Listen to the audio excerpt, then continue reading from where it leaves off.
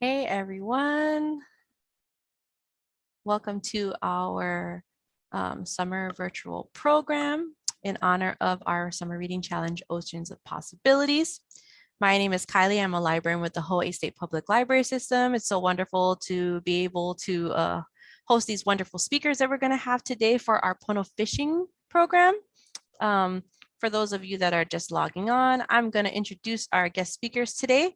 So today we have Kyla Herrmann and Jason Mehlinger, and they are both employees for the Department of Land and Natural Resources. And they're going to be talking about Pono fishing today. So I'm going to ask them to turn on their cameras and their mics. And then what I'm going to do is I'm going to give you guys a few reminders before I let them take it away. For today, if you guys need live transcripts for this program, it is available. If it's not already on the bottom of your screen, you may have to click the transcripts button on the bottom of your toolbar, or it's in the more button if you're on your iPad at home. Today, if you have any questions for our speakers, please feel free to put questions in the Q&A feature that's in your toolbar today. They may not get to your questions right away towards the end, but if you come up with a question while they're talking, please feel free to write it in the Q&A. It'll save it for us and we can get to it towards the end of the presentation. If you just have a comment, there is a chat option available today as well. And I will give summer reading reminders towards the end of the program before we leave, because this program is in celebration of our summer reading challenge, Oceans of Possibilities. And we really want to encourage everyone to sign up, log your minutes, and get those prizes for the summer. So without further ado, I'm going to hand it over to Kyla and Jason, and have fun, everyone. Awesome. Thanks so much, Kylie. Great to see everybody today. Thank you all for tuning in and listening to our presentation. It's a great opportunity to talk with the community and as well as interact with people virtually. Since we can only see so many people every day in our positions, it's always an awesome opportunity to work with the library to help reach the community that attends the library's events. So I'm going to go ahead and get started with my presentation. Today's focus is about Pono fishing and about kind of the fishing world here in Hawaii. So we want to give you some information to set you up for success for your next fishing trip out there. Or if you're just a snorkeler or a diver or somebody who loves the ocean, there's tons of information in this presentation to get you set up for a good day out on the beach with some fun facts to share with friends, as well as some tips to be a little bit more responsible next time you're out there, whether you are just hanging out or fishing. So I'll go ahead and share my presentation with you guys now. Thank you for hanging in there with me as I get it set up. Okay, here we go. So like you heard initially, we're from the Department of Land and Natural Resources, which is part of the state of Hawaii's government. And then we work specifically for the Division of Aquatic Resources, which is one of the 12 different divisions of the Department of Land and Natural Resources. So today we're talking about fishing. So in particular, I wanted to have some fishing photos down at the bottom.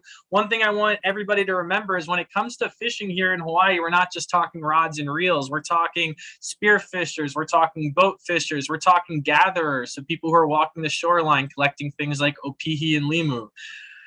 And then here's a logo of the State Department of Land and Natural Resources, just in case you see us out there in the wild, you know who you're behind if you see this logo on somebody's shirt or on a truck. And then this is the logo for the Division of Aquatic Resources. We are the Aquatic Resource Management Agency for the state. And pretty simply, we manage, conserve, and restore all of the various aquatic ecosystems here in Hawaii, which include saltwater ecosystems, freshwater ecosystems, brackish water ecosystems like estuaries, some of the most critical to fishing. And then, of course, we even manage public fishing areas. So there are a few different reservoirs and lakes around the state that are man-made, and we manage the fishing opportunities in those places as well. Also, when it comes to managing the state's resources, it's important to remember the state doesn't stop at Kauai and Niihau. We have the entire northwestern Hawaiian Islands as part of our state, and that also is part of our state's natural resources. So that is what we manage. So a lot of what we're talking today applies to the entire state, not just to the states where we find a lot of our population. So what I want to start off with to just get us kind of thinking about where we're at today and some of the issues we deal with when it comes to our aquatic resources, I want you to look at this picture, which is famously known for being an image of an ahupua'a here in Hawaii, or a land division. And this shows kind of how a community would live along the waterways here in Hawaii and have a lifestyle that really reflected what we call Mauka to Makai living, which is living on both the land and the sea. So these communities had farms that would take advantage of flowing water, but that water would also get returned back to the streams and allow it to flow into the ocean. And that's where a lot of the resources were gathered, is from the ocean. Now, if we move to our modern day societies, we see these same streams, but now they're going through massive neighborhoods and they're picking up all sorts of dirt, debris, chemicals, and human impacts. They're crossing highways and roads. And if we look right down here, this is the South Shore around Mauna Lua Bay, we can see all of these streams are dumping right out onto our coral reefs. And this is where a lot of our gathering and fishing happens locally. So once again, it's really easy to see some of the impact that can happen to our fish species, whether it's for diving or food fish. Now, just in case you're not on the South Shore and you're on the windward side, I've got another quick image here just to show you how some of the streams really go through a lot of our neighborhoods before they finally dump into the ocean. So we have a really large responsibility here in Hawaii to think about our effect on the natural resources, because we live right around waterways which carry most of our activity and the harmful things from our activity out into the ocean. Now, when it comes to fishing, now that we kind of understand where some of the problems come from, I want us to understand our community of fishers as well. And this is really important in Hawaii because we have 3 different types of fishers, and a lot of people might only guess 2 of them. So the first type of fishers are recreational, and I like to think of what are these fishers doing at the end of the day? Recreational fishers, they're letting their fish go. They're just fishing for fun. It doesn't matter if they bring home a fish. They're out there just to have a good time. Commercial fishers, those are people who are fishing for a business or for their job. So these fishers are fishing with money in mind, fishing to run a business, fishing to support other businesses. So we have specific rules and regulations that regulate the commercial industry. And then finally, this is one of the most important types of fishing and types of fishers in Hawaii: subsistence fishers. Here in Hawaii, we're in a really unique place where a large portion of the population lives off of our natural resources, especially those that you can find in the ocean. So a lot of our fishers aren't just out there fishing for fun or fishing for money. They're actually fishing to feed themselves or their family. And this is something we take very seriously. We really want to make sure people recognize, because a lot of times people are familiar with the idea of fishing for fun or being able to buy fish at the market, but not as many of us are familiar with the idea of needing to go out to get your food daily or weekly to provide the opportunity for your family to eat well. So this is a big thing in Hawaii that we want to maintain our fisheries for, is not just the recreational opportunity, not just the commercial opportunity, most importantly, that subsistence opportunity, the ability for our people in Hawaii to live off of this resource. Now, when it comes to living off the resources, we have lots of rules and regulations that you can look up online. So what I'm going to talk about today are Pono fishing practices. These are the things that aren't the rules, but part of the fishing culture in Hawaii. What does it mean to fish in Hawaii, knowing that there are people who are fishing for their dinner right alongside of people who are fishing for fun? So this list, oh, sorry, it went away there. This list is a list of Pono practices that we really like to recommend for anybody who's fishing in Hawaii.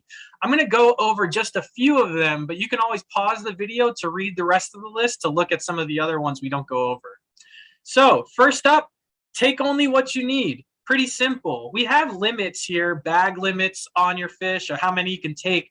But really what it comes down to is taking what you need. If you need to feed yourself, if you need to feed your family, take enough to feed them within the legal limits. However, if we look at some of our rules and regulations, we actually can see, sorry, I pushed a little forward there. We can actually see that something like our Papio regulation, that's a 10-inch fish and you're allowed to take 20 of them per day. How many of us can eat 20 10-inch fish in a day? So maybe we want to take only what we're going to need for that week or for that couple of days of eating, and then we can go back out and fish more later or fish at a new spot to catch more. So that's kind of what take only what you need is. And one of the reasons we want to make sure we take only what we need is these resources are shared throughout the entire state by every single person. So even people who aren't fishing, they might eat fish. And unfortunately, we always have somebody who says, you know what, and instead of water, we can say fish. Fish belong to anyone. I'll take as much as I want. And somebody else on the other side of the island is saying, wow, seems like there's less fish these days. So we want to make sure that this issue doesn't happen. This is a really common issue. This is why we need management in our natural resources. But by thinking to take only what you need, you're going to help prevent this tragedy of the commons, which is so common out in the real world. Another thing we want to talk about, take the right size, not too big, not too small. Now, I'm sorry for all of you trophy fishers out there that like to catch the big fish, but don't worry, it's okay to catch a big fish. Just make sure you throw it back. Reason being is we want to let fish grow so they can reproduce. So that's why we're not going to take the small ones. But when it comes to a big fish, we want to make sure that that fish is actually able to go out and reproduce, because big fish, they make more eggs, they make healthier eggs. So a mom pike, like in this fish, I know we don't have pikes in Hawaii, but this is the picture I have here. So this mom pike's going to be making hundreds of thousands more babies that are much healthier than the smaller one that's getting released in the first picture. So let's turn that into an ulua here in Hawaii. That big ulua, the trophy fish, the 100-pounder, its reproductive process is much more efficient than the smaller ones. So that big male or that big female is creating a lot more babies. So third one on our list of 5 that we're going to go over today, learn how to tell when fish are spawning. So I always like to ask people this, because some of us might think, well, how am I supposed to do that? Do you look at them and the fish looks like it has a big belly and you tell it's pregnant? But what if it's a male? How do you tell if it's male or female? Well, in order to figure out if a fish is spawning, you really need to cut it open. So observe fish when you're cleaning them, or look at our rules and regulations and the seasons, and that can help you figure out what we already know about when fish are spawning. So one of the big things when you're talking about fish spawning and you're looking inside them, I want you to remember mature females will have large orange gonads. You can actually see those kind of in the corner over here. I'll use my laser pointer. Down in this corner, you see lots of big orange gonads. And then mature males, like this big ulua here, will have large white gonads. So just by color, when you dissect the fish or you're cleaning them, you can actually learn a good bit of information about if that fish was spawning. And then maybe next year when you're fishing, or the next week when you're fishing, you might want to avoid that species, knowing that it's reproducing. So here are just some examples of the rules and regulations around our seasons and sizes that you can see. And we have a lot of different seasons for different species. However, these aren't definitive. So sometimes moi might be spawning in, let's say May, and they might be spawning in September. So you might want to just err on the side of caution as you catch these fish if it's close to a closed season as well. Next thing, spread your fishing areas around. Don't take one type of fish. So this is a really easy one, and it's a really fun one because it gives you the opportunity to think about, hey, you know, I may have caught a lot of fish at my go-to spot that's right down the street. But if I keep catching fish there, are there still going to be fish there, you know, a year from now? And if I'm only catching one type of fish, is that fish going to be able to reproduce in that area and still be there 3 years from now when I want to catch it again? So spreading your fishing areas around and taking different kinds of fish is a really great practice to make your Pono practices really effective. You're really going to be decreasing the impact you have on the environment and the fish species. Some of the best fish you can take, and you can take a lot of these even, are our invasive species. So things like ta'ape, roi, which is a grouper, and to'au, which is another type of snapper. So these are fish that a lot of fishers who have studied up on their fish try to target, knowing that these are unhealthy for the reef, but also knowing that no matter where you are, these are fish you can take from the reef, while some of our other species like goatfish and jacks, you might want to leave for later or only catch a couple of them. One other way to think about this, try to fish like you're farming. Farmers always know when to harvest the crop, when's the right time to take it, when to leave seeds for the next season. So if we treat our fishing areas like that, we're going to be farming the ocean, and that's a sustainable practice, and that is Pono right in the right way. So next thing, help keep the reef healthy, minimize take of herbivores. So this is one of the big ones that I want you to pay attention to. So I'm going to kind of finish with this, at least I think so, if I remember correctly. So why minimize take of herbivores? Well, let's get into it. It all has to do with coral. corals, in order to grow and create the habitat that all these fish live around and support all the fish we like to eat or even snorkel and dive around, they need clean and clear water. But more importantly, or let's say equally as importantly, they also need grazing by fish and invertebrates. So all these fish you see in the picture, the vast majority of them are going to be eating different things like plankton and then, of course, small algae. And the reason they're going to be eating algae is a really simple fact. Algae grows incredibly fast. Coral grows pretty darn slow. So with lots of fast growing algae, it gives a great food resource for all the sea cucumbers, all the sea urchins, all the different herbivorous fish like parrotfish and manini. They've got lots of food to eat on a healthy coral reef. And by eating that algae or that limu, they're keeping the coral nice and healthy. But let me show you what happens if they're not there. Let's say we go fishing and we catch all the herbivores off the reef. Now that algae is starting to grow really fast and there's nobody there to eat it. And here is what will happen to the reef. So this picture right now is a healthy reef. I'll show you the exact same reef after something bad has happened.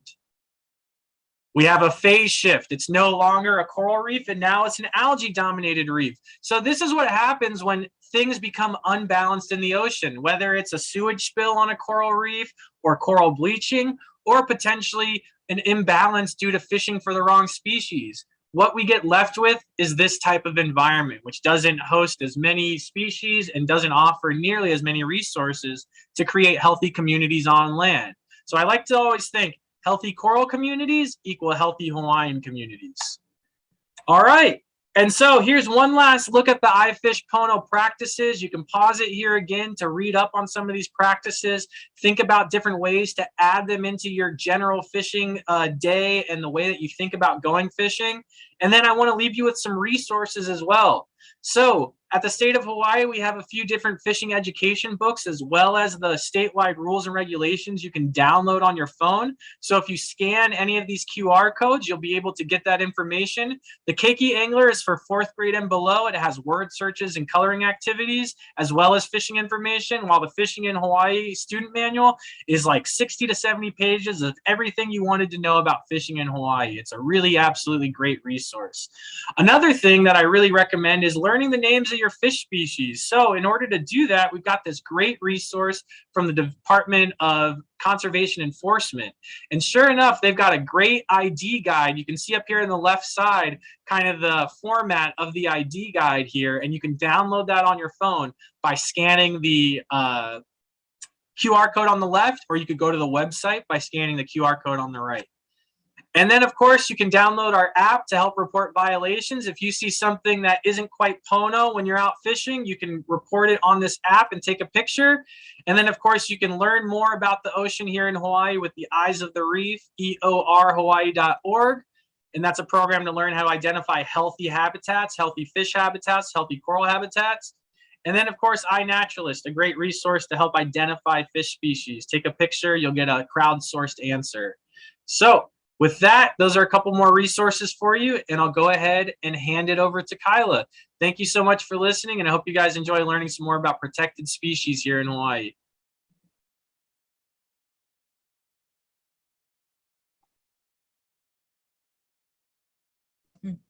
Thank you so much, Jason. That was always fun to see one of your presentations. And once again, thank you, Kylie and the Hawaii State Public Library System for iFish Pono series. It's always a treat to get to talk to anybody who's willing to learn more. Give me a second while I can share screen.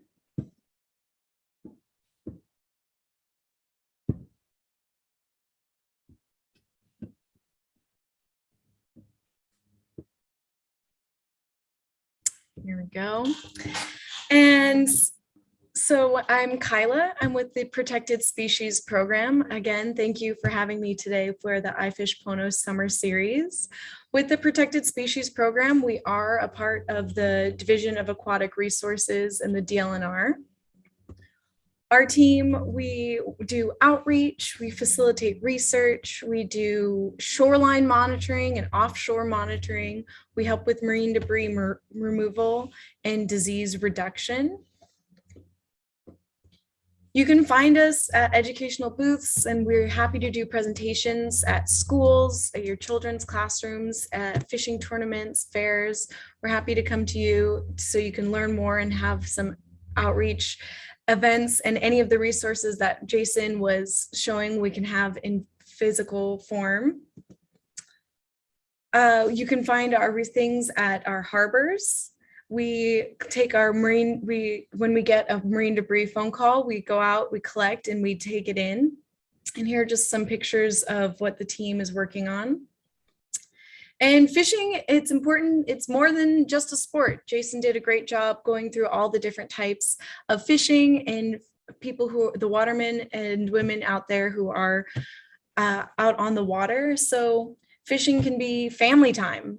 It's sustaining for our communities and our families. It's knowing your sense of place. So for me, fishing pono is taking an observation of the place that you're in. It's knowing a place, seeing changes, taking notes.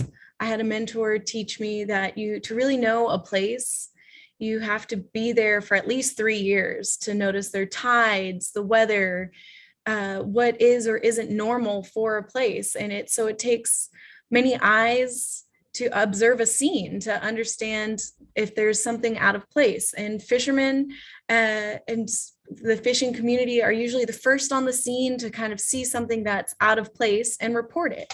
And nowadays there's a department for almost anything. If you see something that's not quite right, you can send an email. Citizen science is what's changing the scene and being able to help a problem that's out there. Each island has a different issue. There's different threats to these protected species. And today I'll be talking about the animals that are affected by these different issues. A main topic I'll talk about would be marine debris. But building off of everything that Jason talked about today, it's all about coexisting through change. There's enough space for all of us to be able to be fishing and coexist with these animals. As a reminder for the species that we'll be talking about, the protected species under state jurisdiction would be the hawksbill or the honuea, the Hawaiian monk seal, the green sea turtle, the Oceanic Manta Ray. Reef Manta Rays are also protected under the state, the Oceanic Whitetip shark, and the false killer whale. Human threats to monk seals would be things like accidental hookings, barbed hooks, entanglement through, you can see here, marine debris and nets, just rubbish in the ocean. Animals can consume or be entangled within. And so just like in those images with the monk seals, all of those problems can happen with these pelagic or offshore species. The Protected Species Program works with Cascadia Research Collective, Shark Tagger, NOAA, and the University of Hawaii to study and get more information on each of these species. The false killer whale, the Oceanic Whitetip, and the Oceanic Manta Ray. First, I'll be talking to you about the false killer whale. The false killer whale, we are lucky enough to have an endemic species here. And so we have the false killer whale that is found only within the 80 miles of our shoreline. So there's only 167 of them left. And we have several blackfish that you would see. So you might hear about the pygmy killer whale, the melon-headed, or the pilot whale, and all of these, the short-finned pilot whale, and all of these look very similar to our false killer whale, but you're able to tell the difference with this dorsal fin, and they're in small groups, and it's a very rare occurrence. And sometimes I'm lucky enough to go out and speak with people who see them all the time. And if they see them all the time, we request a photo, and they have a unique dorsal fin. And with a photo, we're able to get a digital catalog, and people are able to ID them for decades. And they'll be able to tell that maybe one is getting older or injured or doing great. So that's why we request photos. And that's how we're able to tell that there's about 167 of them. With the false killer whale, this is an excellent photo, a rare and great photo. Here it is, and that I would say that looks like an ahi. And false killer whales are highly socialized animals. They live in family groups, and they form long-term associations with one another, and they share their fish. They teach ancestral knowledge to the next generation. They have grandmas teaching grandchildren within their groups, and they share their fish to the point that the oldest of the false killer whale of the groups will get the best pieces of the fish.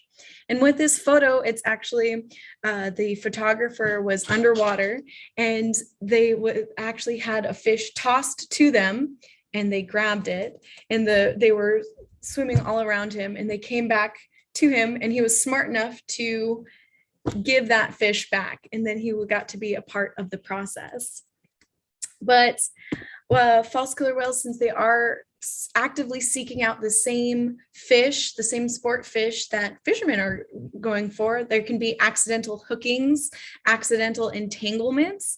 And that's why when you see a false killer whale, or if a false killer whale is in your area, we request that you bring in your lines and just pick a new location, or just kind of go in another direction from that false killer whale to kind of avoid any negative interaction.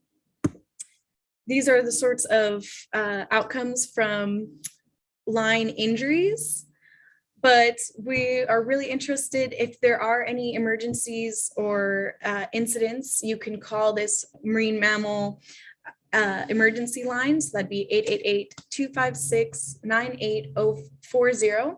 And if you press, you can listen to the catalog, and it'll tell you which to go to. This is for monk seals, turtles, and blackfish. But we are requesting, if you get any photographs, you can send them in to our email, or call it in, or you can even report it on this CMO report form. We're very interested in, this dorsal fin and above water, and having it be above water is the best way for us to see these animals. And moving on from false killer whales, because I'm trying to be mindful of the time, we have the oceanic whitetip shark. And these guys are they used to be in much larger numbers. We're actually lost about, I think about 90% of their population. So their status is threatened in the state of Hawaii, so they are protected.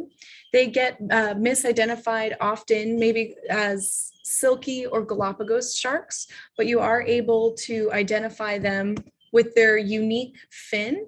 You'll see that these large fins with these white tips. And so this was different than the white-tipped reef shark. This will be a pelagic offshore deep shark.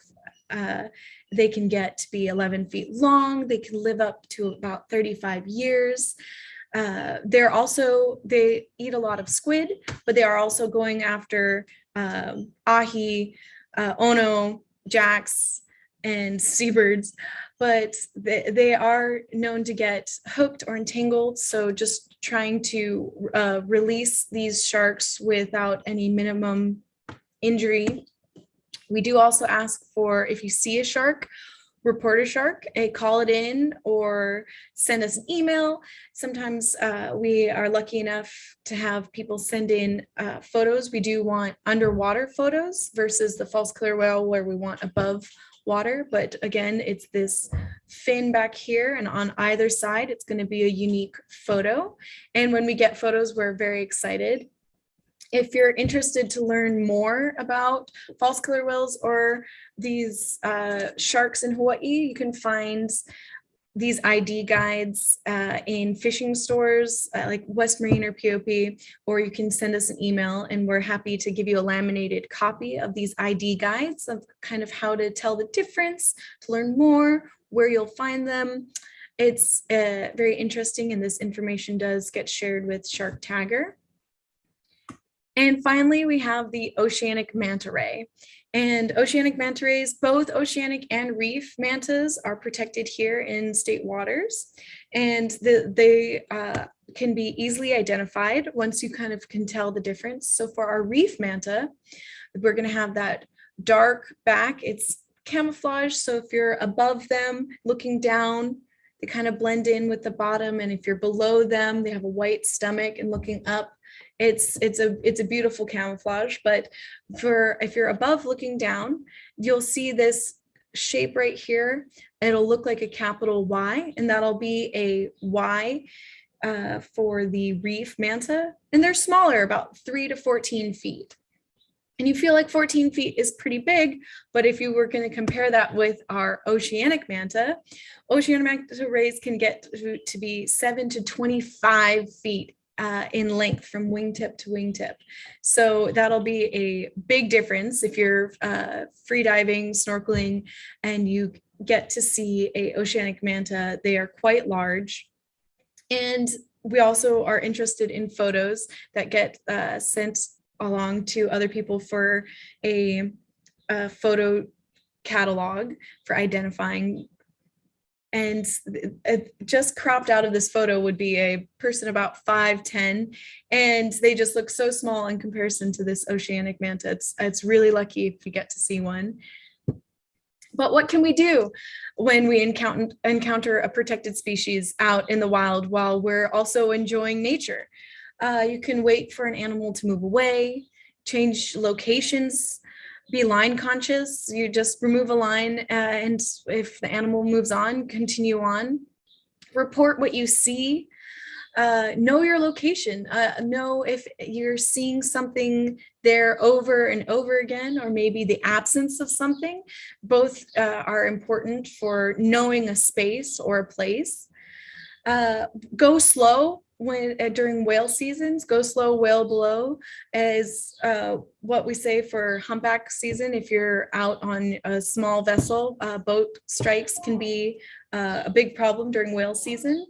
But everything that Jason told us earlier, just knowing our laws and then following them and sharing what you learn with others is the biggest help of all. And so you can report if you're commercial fishing. If you have your commercial marine license, there is a voluntary comment section, and you can just anonymously send in what you saw, where you saw it, and then it just goes into our database. And a very fun new, for the past year, we have a marine debris removal hotline, and that'd be 833-4-NETS. And it's set up on Oahu, Maui, Kauai, and Hawaii Island. So if you see something like this washed up on shore, call it in and give a location, when you saw it, where you saw it, and hopefully within the next day or two that can get cleaned up and removed from your beaches. So again, report any animals or animal emergencies, marine debris.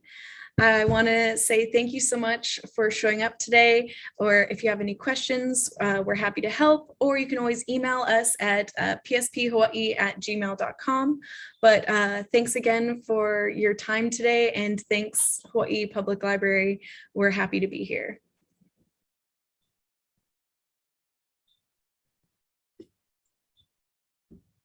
Hey, thanks, Kyla. Thanks, Jason. That was wonderful. I learned a lot of things during your guys' presentation that I didn't know before. Are you guys ready for some questions? Perfect. Okay. So we have a question from someone that says, is fishing allowed in the Waikiki and Ala Moana areas? I think I can handle that question, and the answer is yes. So the only areas that fishing is not allowed in the state of Hawaii are going to be specific fisheries managed areas and marine life conservation districts. So those will be areas like on Oahu. Examples would be Hanauma Bay and Sharks Cove. those are areas where there's absolutely no fishing allowed. But shorelines that do have a lot of public activity, like Ala Moana Beach Park, Waikiki, Kailua Beach, those are also all very legal places to fish. It really comes down to one of the things that we all learn in grade school about getting along and sharing space. So a lot of times fishers tend to go to those areas either at night or very early in the morning before most of the crowd gets there, rather than trying to compete with the swimmers and the folks who might be there for other aquatic activities. So that's what we just recommend. If anybody does choose to go over to those sites, like, take advantage of the fishing. There's some good fish over there. Just be mindful of the other folks who are also legally using the water as well. Cool.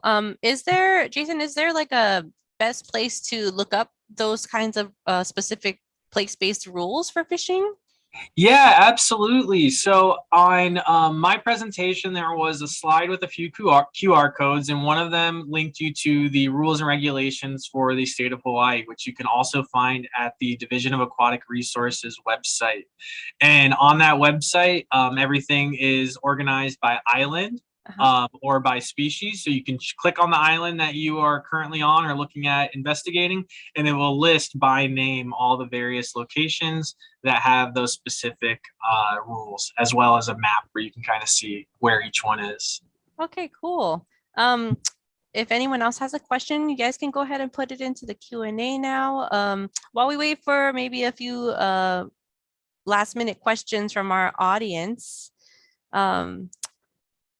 Jason, did you want to put maybe, do you have a link to put in the chat for everybody for that resource? Absolutely. Thanks for reminding me that was an opportunity I have here. So I will go ahead and do that right now. I'm going to feel really bad if I'm promoting all the library stuff in the chat and I don't let you guys put links in there too. Yeah, so. No problem at all.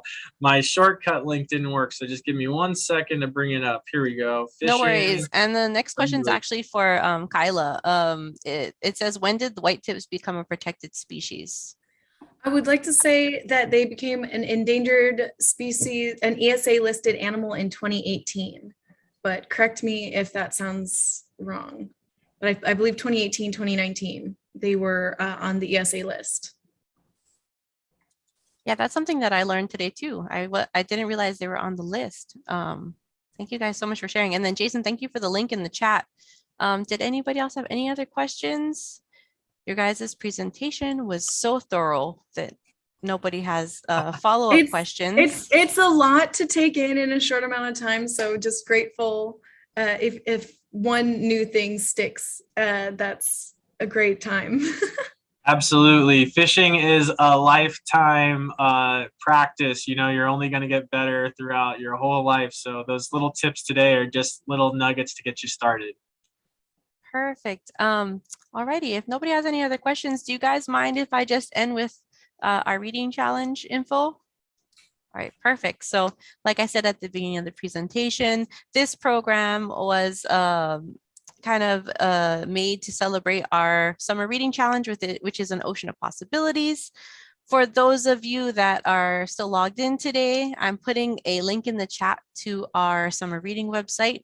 So we have downloadable packets that Noah created for us that's by a weekly theme, and ocean stewardship is one of those themes for our summer reading challenge. For those of you who haven't participated before, you register for our reading challenge online, log your minutes, and for so many minutes that you read, you get prizes. So prizes are always a great incentive. Kyla and Jason, this reading challenge is for all ages. So you guys are more than welcome to click on that link in the chat. I have my minutes logged in the app right now. I'm on it today. Thank you for sharing. Yes. And I told you guys about the grand prize. It's 4 tickets anywhere that Alaska Airline flies. For every 100 minutes up to 1,000 minutes that you read and log into that Beanstack app, you get 1 entry for each 100 minutes up to 1,000 minutes to win those plane tickets. Yes. I'm so excited. I'm guilty of forgetting to log my minutes. So that's something that I have to go back and do. Alrighty, everyone. And then our next upcoming program next week is a Try Think Hawaiian and Pacific film series. We are featuring Hawaiian Soul, a short film about George Helm. And it's going to be followed by a discussion. So before we go today, I'm actually going to put the link in there for you guys. We have a bunch of films that are getting featured with TriThink. So I would love for you guys to go check that out. That includes you, Jason, and you, Kyla, too, if you guys are interested. Absolutely. The film lineup is really awesome with TriThink. So I just put the link in the chat. Please go and check that out. There are several films to choose from that we're doing viewings and discussion questions after, and that one's happening next week on the 21st. Alrighty, I'm done with my library spiel. And also I'm gonna double check, make sure we don't have any questions that popped up. Alrighty. So Jason and Kyla, thank you guys so much for your time and your expertise today. I really appreciate it. This recording will be available on the YouTube channel in about a week, I believe. And I'm so sorry that the ending is so abrupt, but I just want to make sure I mahalo the two of you for your time today. And I hope everyone has a wonderful rest of their Wednesday. Ahui ho.